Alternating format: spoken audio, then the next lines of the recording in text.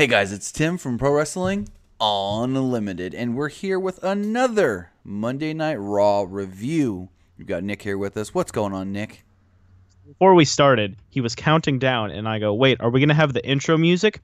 He goes silent and then just goes straight the fuck into it. So I'm like, I guess not. I guess we're not having intro music. That's okay. Well, that one says podcast. This is... anyways. Good point. I'll allow it.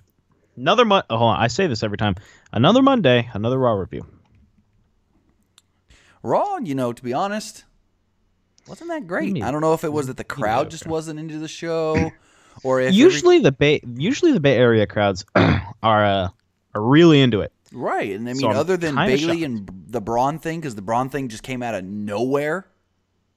Yeah, it was fucking Other than great. that, the crowd was just there. They didn't, they don't even care about the delete chant no more, at least not in San Jose. Oh, yeah. So we got Jonathan Powell, Danny 310, That Danny Boy, Lewis WWE 777, Tommy Ramos, Skip Tip Pip, Skitty Pop Pop, Jonathan Powell again. Another Monday, another Raw review. Got Nicole Paulus in here. Got Tommy Who? Ramos. Nicole Paulus. I don't know how to say her last name. I'm buying the Elias album. Fuck, I'm buying the album, the EP, the LP, the cassette, the fucking everything, the vinyl, all of it. So, right before we talk about Raw real quick, they did allow Anderson, or they left it in. Anderson said Bullet Club during Ride Along.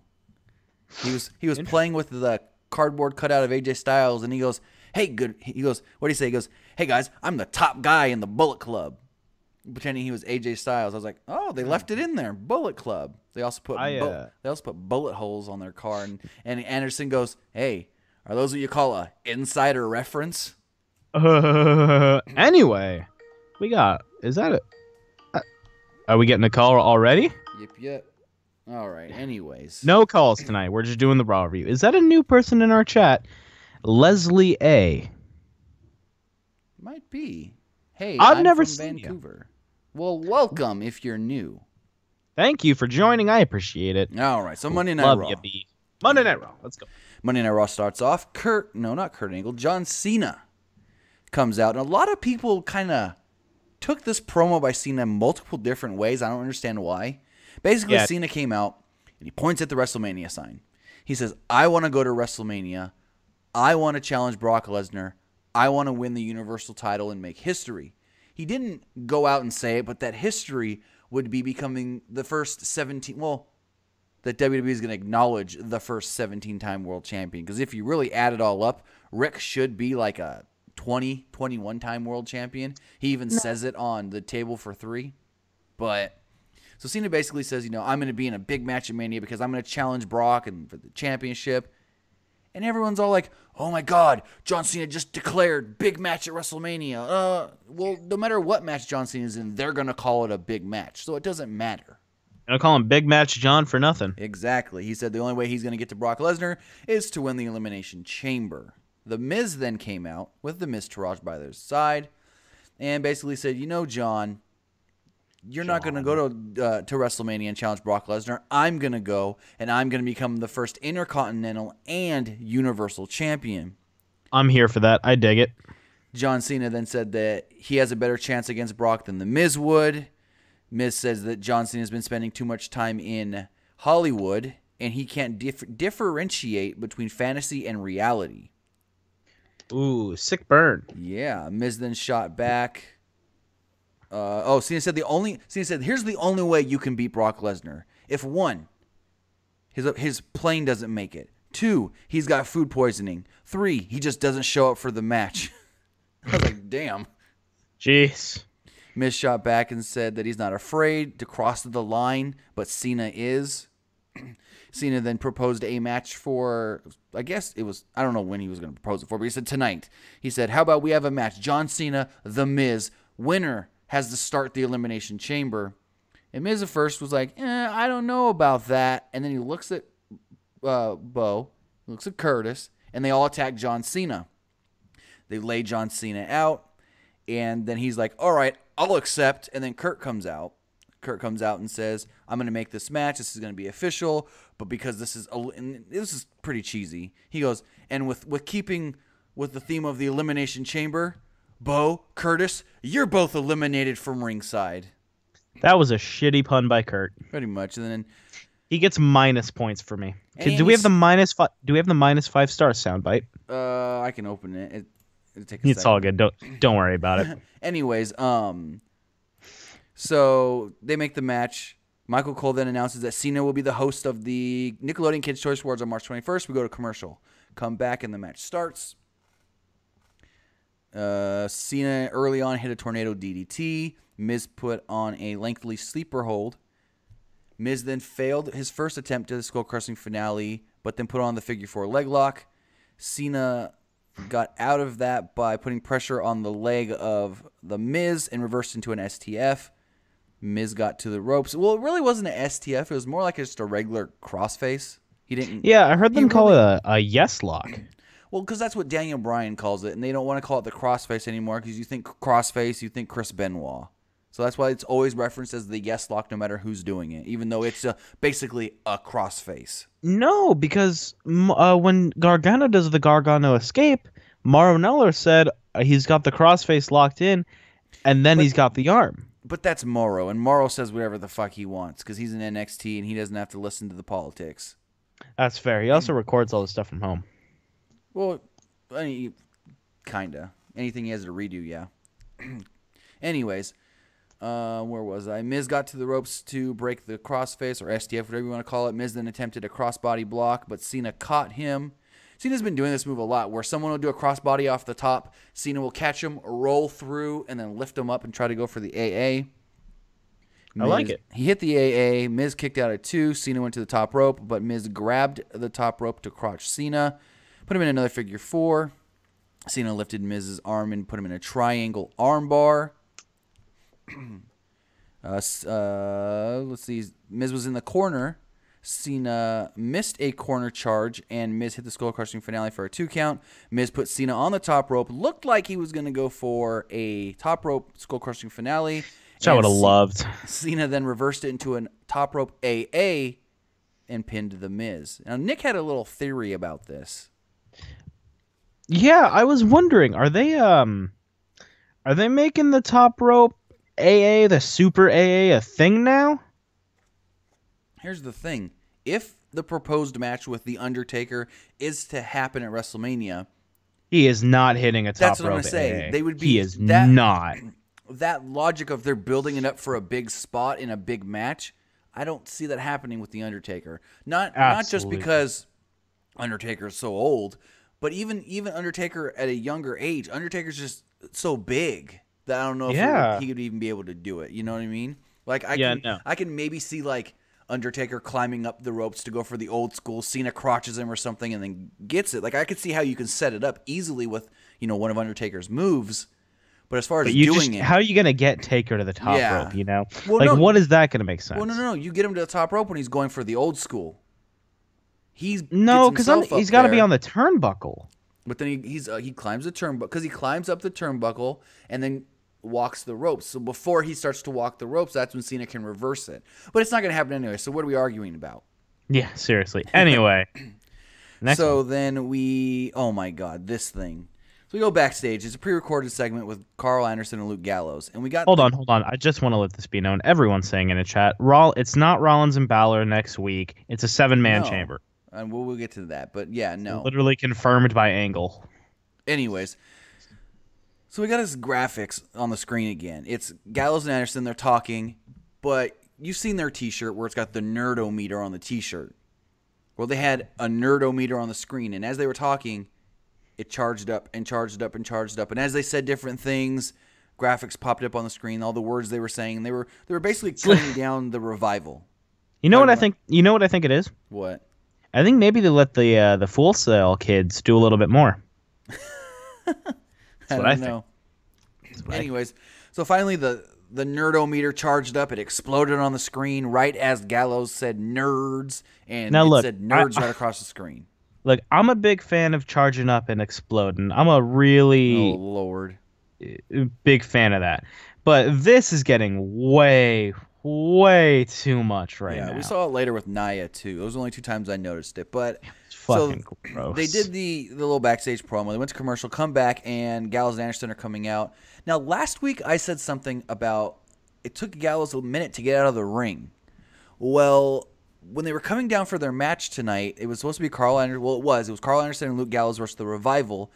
As Gallows and Anderson were coming down, they were attacked on the ramp by Revival, and Gallows immediately grabbed his knee, and Michael Cole even made reference to it, and Gallows was limping for a bit. I don't know if that's storyline or if he's really got a messed up knee. He could. I mean, the dude's. I mean, not to be rude, but the dude's a little old. He's been wrestling for a while. I wouldn't doubt he has a little bit of a knee injury there. Because I noticed last week when they did the whole Finn Anderson match and Gallows had to get out, he like gingerly got on the apron, then he went one knee down, two knee down, one leg down just to get off the apron. So, I mean, he could. I mean, he was running and everything almost perfectly fine in the match. So, we'll have to wait and see. But anyways, like I said, Dash and Dawson jumped in from behind at the start of the match. Wilder then gave Gallows a chop block on the left leg. A prop. Which, like I said, he sold. Later, Dawson then gave another chop block as the referee was trying to get Anderson out of the ring.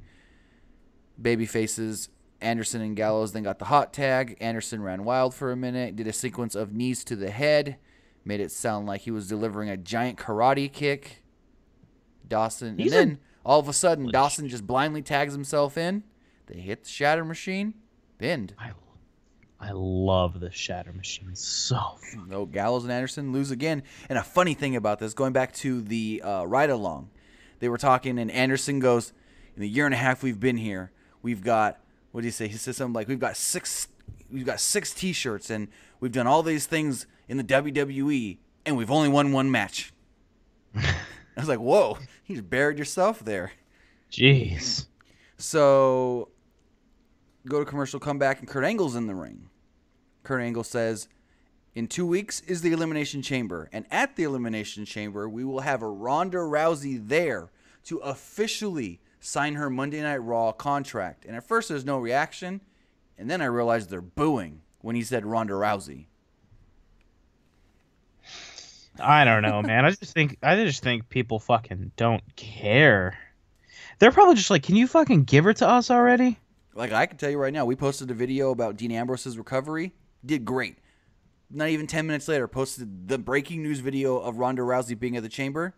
Did People don't care about Ronda anymore already. And it's been, what, 2 weeks since the Royal Rumble? Yeah. I mean, it could just be the fact of, is she really going to show up with the Elimination? Like, people are probably thinking, even though they're advertising her, they technically were advertising her that Raw after Rumble and then just played a video package. Right. So, I could see it being that. But, even that live crowd was just not into when he said Ronda. So, exactly. Kurt goes on to say that, which was weird because he was yelling at Jason Jordan last week, told him to go home. He doesn't want to see him until he's cleared. And so this week he goes, "After Raw last week, my son and I, Jason Jordan, went to a local medical facility and he got his neck checked out and they told him that he would need surgery. And he did get surgery and he will now miss WrestleMania." Crowd cheered. Crowd cheered. Kurt Angle then said, "Right now I'm going to talk to you guys, not as the Raw general manager, but as a father." And he basically said the same thing I did. He said that it is a shame that you guys take pride and pleasure in a superstar being injured and missing WrestleMania. He basically said that. Yeah. He said he was ashamed for them. Kurt Angle heel turn? I don't think so. He just told the fans they need to be more respectful. Rollins then came out, said that he was sorry about Jason, which was weird because last week he was like, "I wish I was the one that injured you." So he's got a change of heart. Yeah. He's probably like, "Oh, crap, the guy's missing Mania. I know how that feels." So he comes out there. Rollins said that, he's now got nothing for WrestleMania. Got no match for Elimination Chamber. Kurt, what are we going to do about this? Kurt goes, "Well, I know last week I told you that was your final shot at the Raw Tag Team titles. But you know what? If you could find a partner, I can give you another championship opportunity." And Seth looks at him and goes, "Excuse me? I I don't want to go for the tag titles anymore. He said that he wants to be the man on Monday Night Raw. He doesn't want to just be a guy on Monday Night Raw. He wants to be Monday Night Raw. He wants to go to WrestleMania and challenge Brock Lesnar. Kurt said, unfortunately, you can't do that because there's an Elimination Chamber. The Elimination Chamber is already all set up, basically. And Rollins goes, I understand. I'm not asking for a handout. You don't just add me to the chamber. I will earn my way in there. Please make it a 5-way tonight. And at first, Kurt goes, I can't do it. And Rollins looks at him and is like, please. Like, he's almost about to beg him. And then Kurt goes, but I'm going to ask all these people here if they want to see a fatal 5-way tonight. And the crowd chants yes. And so he goes, okay, there you go. You have it. So now, Kurt Angle ain't making decisions. He's just like, let's pull the fans. It's like the third week in a row he's done this. Okay. I had something really important to say, and then it just fucking slipped my mind. Good. Jeez. Oh, Seth did get a big pop, though, when he said a few years ago at WrestleMania, right up the road at Levi's Stadium, he made history when he cashed in his Money in the Bank and beat Brock and Roman. What the fuck does he mean right up the road? That's like 30 fucking minutes away. Technically, it's right up the road. It's not that It's a mental far. thought. I shouldn't have said that out loud. Okay, I do remember what I was going to say. Go for it. The fuck are they going to do with the tag titles? We'll talk about that at the end. We'll talk about that at the end. Revival? I'd like to think so, and I'd like to think that the Revival win them. Because, to be honest, there's 2 weeks. No one believable. No. I'm saying there's 2 weeks till Elimination Chamber. They've only got 3 matches announced, the Chambers and the Asuka Naya. So they got to announce some other stuff. Right. And what I'm not understanding that well is, like, why are they giving so many different stories if we already know the outcome of the Chamber? If we know who's going to win, why are they giving us so many different stories? Here's the thing. Somebody asked this basically the same question to Brian Alvarez today on Wrestling Observer Live. You know, Roman Reigns has been kept away from Brock Lesnar in the title for so long, but we've seen the things of Braun has come close. Maybe they're swerving us and Braun's going to win. And, you know, Braun's right there. He didn't win, but he didn't lose at the Royal Rumble and this and that. And I had a theory on this. The reason they're keeping Roman Reigns away from Brock Lesnar and as far away as possible is because in their minds, the fans don't know what the dirt sheets are reporting. The fans don't know that it's been a plan for a year that Roman's going to challenge Brock. So in their mind, it's going to be a huge, huge shock and swerve when Roman Reigns wins the Elimination Chamber and gets another championship match at WrestleMania. I think that's the way they're thinking it, with keeping Roman away, as far away as possible from Brock, so no one's like, well, you know, they've kind of teased it. Like they have with Braun. I guess that's true. Let's continue. You know, in Vince's mind, it's what you see on TV or nothing else. That's true. All right. So they make the 5-way, and yeah. We then have a Bayley versus Sasha Banks. Match was good. I expected more out of it from their previous matches. Wasn't bad. Bayley got a very good reaction in her hometown, and Michael Cole kind of teased the Sasha Banks heel turn when he said that Sasha Banks requested this match in Bayley's hometown, so he said, like, her hometown can see her be beat. They then went on to say that last time she wrestled in that building on television, she was beat by Alexa Bliss and lost the Women's Championship. Is that at a pay-per-view? Yes, it was at Payback last year. Can't call that television then. Technically. So on WWE Network. You watch that on your TV. I watch it on my iPad. I don't own an iPad. Anyways. Match starts off. Banks was a total heel throughout the match. She threw Bayley out of the ring, then drop kicked Bayley's kneecap outside, threw her back in the ring. Banks draped Bayley for a DDT over the ropes, hit her shoulder. Banks delivered the double knees in the corner. Banks caught her with a clothesline. You know, Sasha Banks was controlling most of this match. Mm-hmm. At one point, Banks put Bayley in the Banks statement. Bayley almost got to the ropes. Sasha tried to push away, but Bayley eventually got to the ropes with a forward roll and grabbed the ropes. But then Banks grabbed her leg, sending. Bayley did a forward roll as Banks grabbed her legs, and then Banks went into the corner. Banks then went up to the second rope, but Bayley climbed right after her and hit a Bayley to belly off the top rope for the pin, just like the finish in Brooklyn. NXT TakeOver 2? I believe so. Yeah, it was 2. No. Brooklyn 1 or 2? Brooklyn No, it was 1. Brooklyn 2. Was it was it Brooklyn 2? 1. It was Brooklyn 1. Yep, it was the first one. Anyways, so the match is over, and you've got Bayley standing in the ring and Sasha standing in the ring. And Sasha's got this smug, what the F look on her face. And Bayley, I don't know exactly what was going to happen. It looked like Bayley was maybe going to extend for a handshake. And then out of nowhere, Nia comes in and just beats them both down. Good. Charlie Caruso then came out and asked why Jax interjected herself into this great moment we were about to have with Bayley and Sasha. Jax said that this had everything to do with them. She said that over the last couple of weeks, they've come very close to beating Asuka, and she showed that in a moment's time she can take out both of them, and now she's going to show that she can destroy Asuka. We then come back from we go commercial, come back, and they I don't understand this. It said moments ago on the screen. They kind of replayed it was dumb. They replayed Nia's live promo, but they edited it to put the words on the screen. Like, do you really have to do that? Apparently they fucking did. So we go backstage, and Roman Reigns asked Rollins about possibly being in the Elimination Chamber. Rollins asked Reigns if he was worried about him in the chamber. Reigns said he hopes that Rollins wins tonight because then he will be the one that eliminates him, just like at the Royal Rumble. So they finally brought that back up. Yeah, finally they fucking bring up the fact that happened instead of having it in a fucking tag team match, which made no sense at all. It's like, oh, we'll bring up what happened 2 weeks ago now, not when it fucking happened.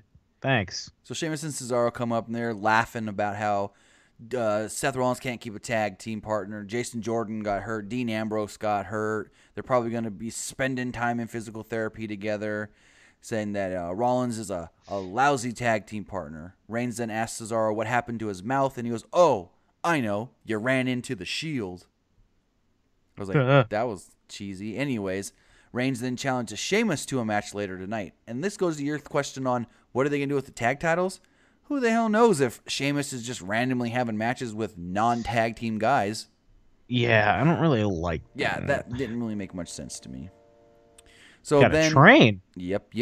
So then they played a pretty, 2-minute video package or something on Asuka and, her 240-0 wins and spanning 860 days and 34 different women across 11 different countries and continents, and she's never lost, even though she's lost a couple battle royals in NXT.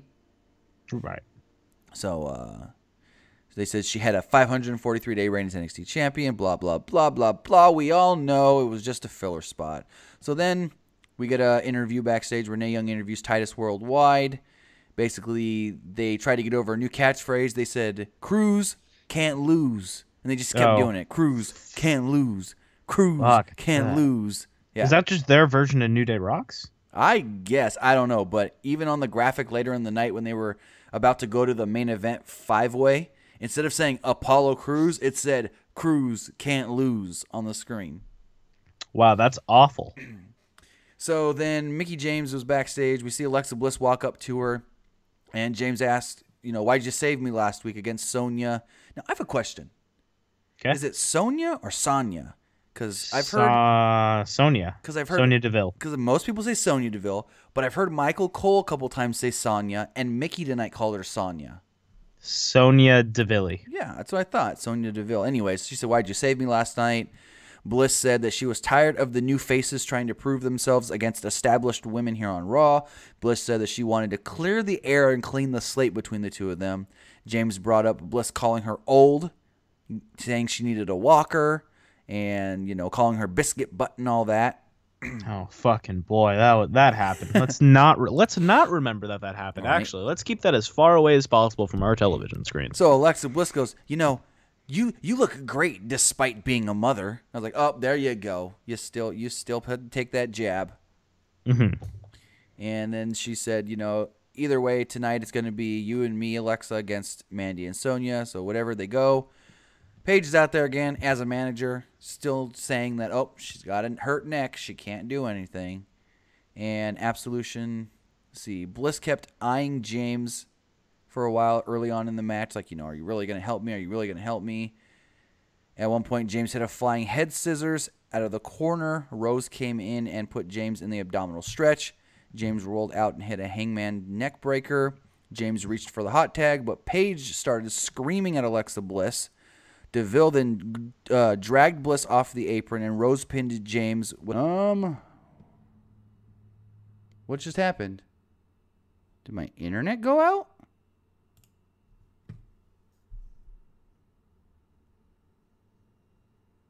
Guys, can you hear me? Nick, are you there? Nick, are you there? Yep. I don't know what happened. I don't know. I guess I had internet issues. I don't know, because it never showed me I was knocked off the internet or anything, but everything just crashed down like the internet went out. Thank God it stopped. You know why? Why? This is the loudest politician went frick hella loud. Who? Me. I just said fuck really loud. Anyways, I don't know what happened. We're back. Sorry about that, guys. It didn't show me I lost internet connection or nothing, but everything just went down like the internet reset itself or something. It's weird, though. I had that same issue the other night. I was on my PS4, and the internet reset itself. I don't know. Maybe Comcast is doing some things in my area. Anyways. I guess Mandy Rose heard that we were talking shit about her and decided to shut off the stream. Anyways, sorry What'd about they that. call her move? The Bed of Roses. That's awful. So, let's see. They showed some stuff from the Eagles parade with the WWE Championship. Well, because they sent him a championship and they wore it and whatnot. And one of the guys cut like a wrestling-style promo. I don't know. Stupid. So then we got the greatest thing in a long time. So Elias comes out. Elias comes out, and he's singing his song and doing his thing. And I got one thing to say. Do you know that the whole WWE stands for Walk with Elias thing was just a joke he said backstage to John Cena? Yes. Yeah, he said on the Edge of Christian podcast, he basically said, I said it one day, Cena was there and told me you need to start using that in your promos. And it got over. So he did that, what does WWE stand for? Walk with Elias. He then sang a song called the Elimination Chamber Blues. So I think all of his songs are basically Alice in Chain ripoffs. I'm not. I think they're all covers of the song. Oh God, I gotta pull it up. I have it right here. I have it saved. Nutshell. If you listen to the song Nutshell by Alice in Chains and then you listen to any of Elias' songs, they sound the exact same. Interesting. I'll have to listen to that. I think it's funny. So, so he's sitting there and he's playing, and all of a sudden you hear JoJo, ladies and gentlemen, and she pauses. Braun Strowman. Yes. And all of a sudden, the camera pans out, and you don't see anything for a second, and all of a sudden a spotlight appears on the ramp, top of the ramp, and there's Braun standing in a chair, or sitting on like a stool. But it was weird because he's got this mic, but the mic's like down at his crotch. So I'm like, what the hell? And so he sits there for a second, and the crowd pops because it's like, what the hell is this gonna be? And so he stands up and he walks off into the shadows, and he comes back with this big old cello. And I'm like, no frickin' way. Yeah. So that cello looked small for him. He starts strumming it, and he strums about 3 or 4 times. And all the I don't know if it was meant to do this. It probably was rigged to do this. All the strings on it just snap. Yeah. He just looks and goes, oh, well. Falls apart, and he just goes, uh-oh. And so he starts cutting this little promo thing. But he doesn't sound like Braun. He sounds like his normal self. He doesn't have like the raspy Braun Strowman. He's just normal talking, which is like, oh, that's different.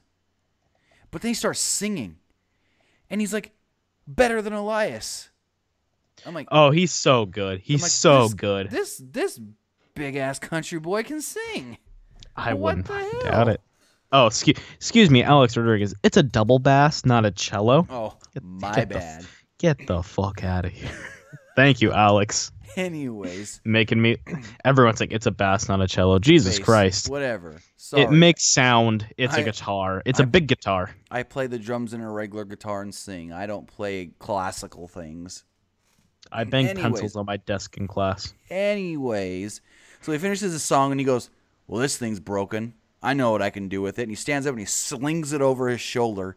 And, like, it's so funny because, like, the ratio of, like, when Elias has the guitar over his shoulder to when Braun has, like, the bass over his shoulder, it's like that bass is the perfect size. If he would have had a regular guitar, it would have looked too small and dinky. So, like, that bass over his shoulder, yes, it's a huge instrument, but it looked like the perfect size of a guitar for Braun to be carrying on his shoulder. I'm going to say this every week. Uh-oh, my network just started up. Nice. All kinds of issues. I'm going to say this every week for the rest of my life. Braun Strowman is going to be the face of the company. Once John Cena's gone, it's not going to be Roman. It's going to be Braun. Braun's going to take his place. And he won't even need to be in movies. Nope. Anyways. Guarantee you. So Braun starts walking down to the ring, and Elias is like, oh, crap, what do I do? So he grabs his guitar, and he's just all bowed up, like ready to just attack. And Braun gingerly puts the bass down and gets in the ring.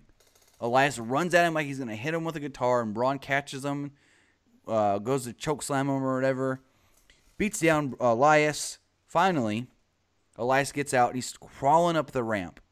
And Braun kind of looks over and grabs the bass, walks up the ramp, herks that thing over his shoulder as high as he can, and just slams it down on Elias's back as hard as he can. The thing shatters in a million pieces.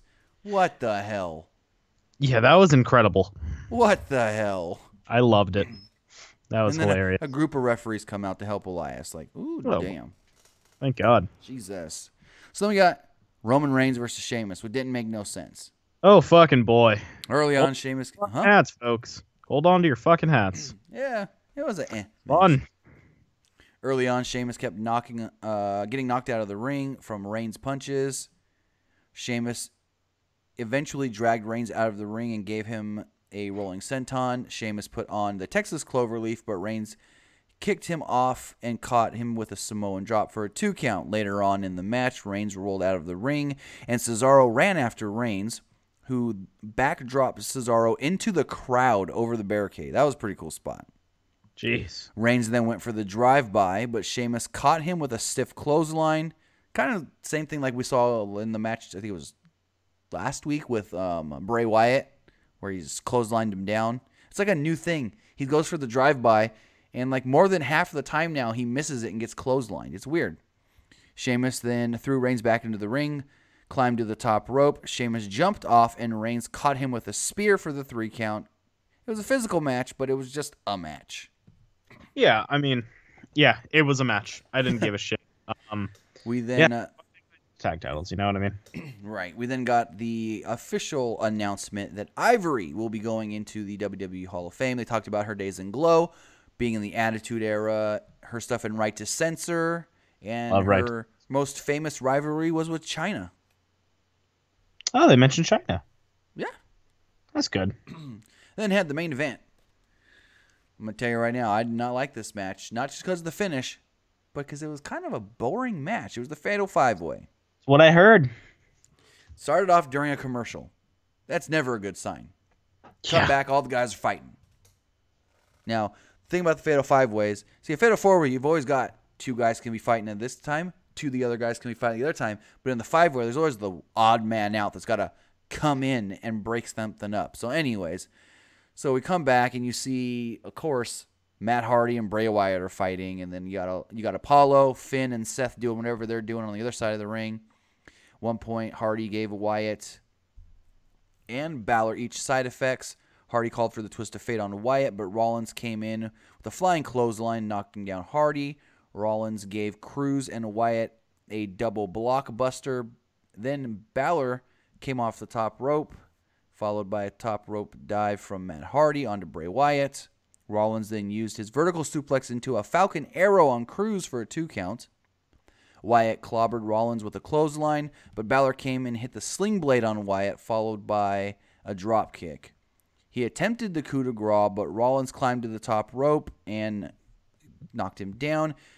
Rollins then attempted the Phoenix Splash on a Wyatt, but Wyatt moved out of the way and he rolled through it.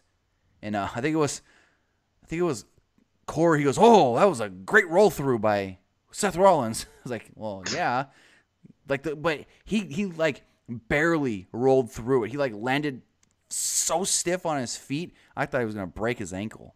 Yeah, those kind of shits to me, especially with Rollins lately, has just been fucking. Oh, please don't die. Yeah. So at this point, they all start hitting their finishers. Matt hits a twist of fate. Balor then comes off the top rope with the coup de grace, and here comes Rollins out of nowhere with a curb stomp. What was it called this time? I don't even know if they said it. I didn't hear what they called it actually. So he goes for the pin, 1-2. Cruz runs in for the save, and then they made Cruz look good here. Cruz just started getting hella offense on Seth Rollins. At one point, he whipped Rollins into the ropes, and as Rollins bounced back, he lifted him for a military press, but Rollins got out of that. Cruz then power slammed Rollins down and went for the standing moonsault, 1-2 count. He then grabbed, Rollins again, slammed him down, went for the standing shooting star, only got a 2 count. Rollins then went for the ripcord knee, but Cruz caught Rollins with a standing enziguri. Wyatt then pulled, let's see, where was I at? Cruz then went for the moonsault, but Cruz was going to go for a moonsault off the top rope, but Hardy interjected. Looked like Hardy was going to go for a side effect off the top rope, and Bray Wyatt came up and pulled Matt off of the ring, or out of the ring. And then this is where we got that stupid finish.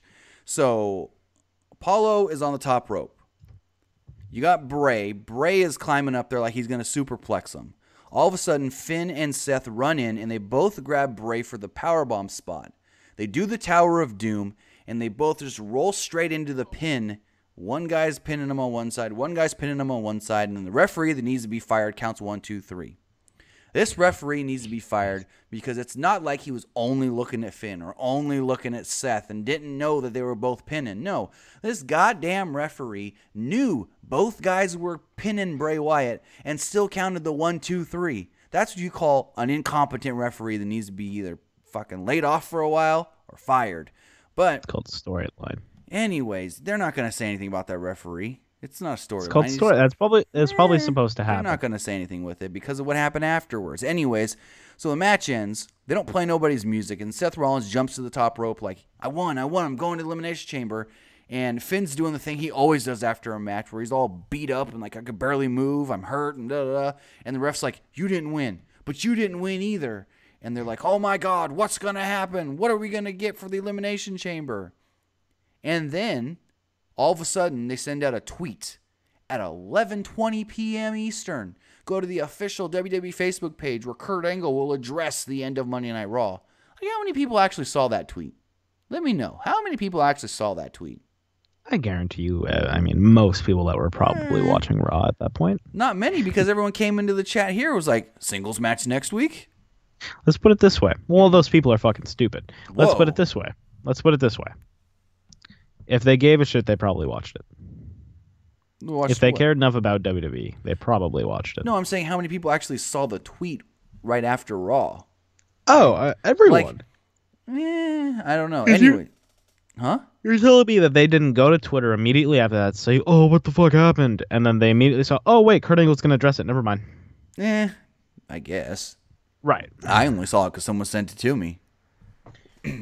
I got then again, I also got the notification from the WWE app on my phone. Yeah, but that was well after, that was like 10 minutes almost after they sent the tweet out.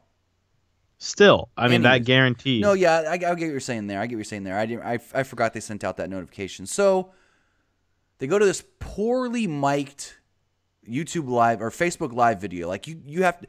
I was listening on my phone and I had to put my phone to my ear because Renee and Kurt were not mic'd and they were just, I guess, getting the audio off the camera. And so she's like, Kurt, what are we going to do about the finish? And all of a sudden, so Finn runs in. And Finn's like, Kurt, did you see what happened? I had him pinned. And then Seth runs in. Kurt, did you see what happens? I had him pinned. I had his shoulders down. What are you going to do about this?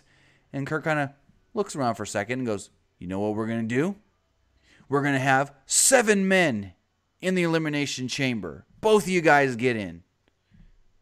Really? You couldn't have said we're going to have an awesome match next week? and then have You like couldn't have said that we're going to have a qualifying match at the Chamber to guarantee another match? No, all you needed to do, if you really, really, really wanted to do this 7-man chamber, you go, all right, we're going to have an awesome match next week with Seth Rollins and Finn Balor.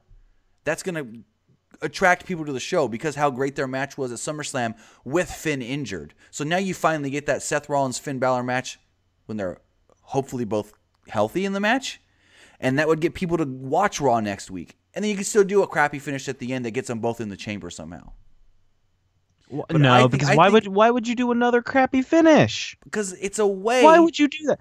No, so Tim, you're telling me what you want to do is you want to say we're going to have this badass match next week and then end it the same fucking way for the same result? You might as well just say it right there or save it for the Elimination Chamber. Save it. Say, look, here's another guaranteed match because right now the only matches that anyone gives a shit about are just the chamber matches, let alone just the men's chamber match. So why not put another match in there that people are actually going to care about with Seth and Finn? Have that be for another spot in the chamber that can A, guarantee another match. B, people are going to fucking love it. C, there's a storyline outcome there. True. Kind of like a few years ago when they did the whole Brock Lesnar versus Big Show match at Royal Rumble where the winner gets into the Rumble. Exactly. Yeah, no, makes sense. There you go.